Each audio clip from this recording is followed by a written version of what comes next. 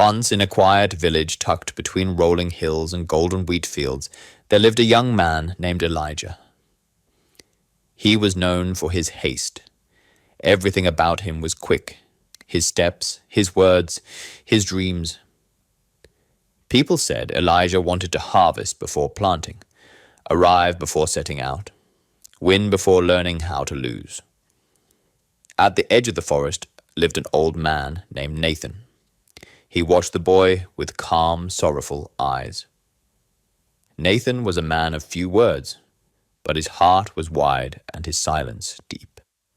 The villagers respected him, not just for his wisdom, but for something else, a tree. A towering cedar stood atop the hill by his cottage, straight as a spear, strong as stone, older than anyone could remember. No one knew how Nathan had grown it so tall, so proud, so alive. One day Elijah went to him. "I want to plant something that will bring me glory," the young man said bluntly.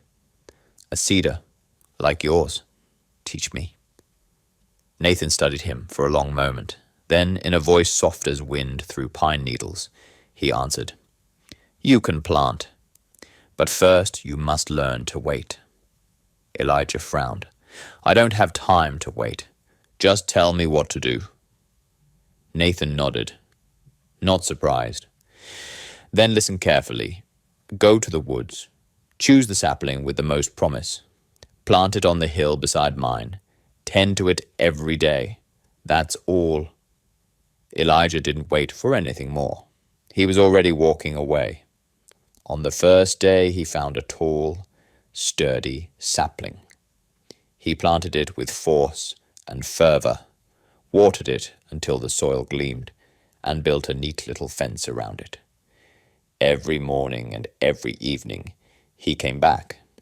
He touched the soil, measured its growth, compared it, always, to Nathan's mighty cedar. But the sapling barely stirred. "There must be a faster way," Elijah muttered. "More water, more sun, fertilizer, urgency." He tried everything he'd heard from wandering travelers. Burning herbs to ward off pests, heating stones to warm the roots, even singing to the tree by moonlight. Nothing worked. Meanwhile, old Nathan kept his quiet rhythm.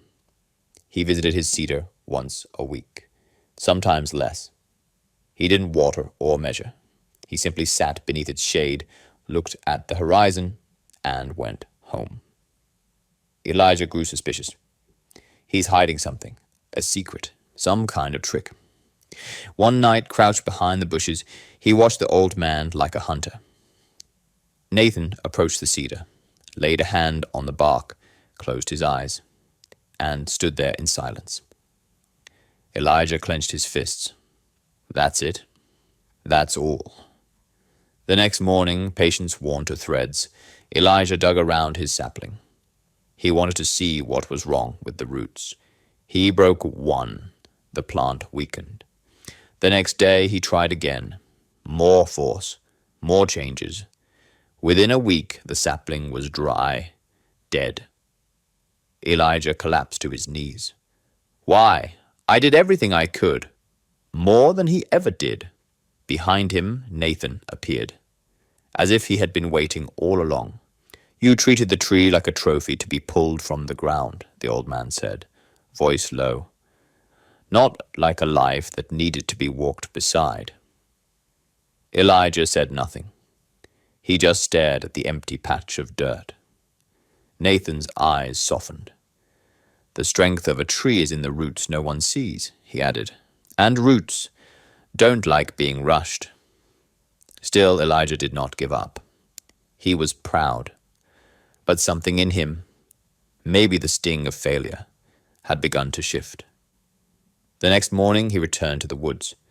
He chose a new sapling, smaller this time, delicate. He planted it in the same place. This time he said nothing. Weeks passed, then months. Elijah learned to wait. He watered gently, didn't overtouch. He watched. And when nothing seemed to happen, he kept believing. Time passed. He no longer ran to the hill. He walked. He brought bread with him sometimes, sat for hours doing nothing at all, just watching the sky turn colors. From afar, Nathan would smile. The tree began to grow, slowly but steadily. Years drifted by. The village changed. Children grew up. Elders passed on. Nathan was one of them. He left quietly on a clear morning, sitting beneath his cedar, a faint smile on his face. Elijah, now a man with lines at the corners of his eyes, began planting more trees.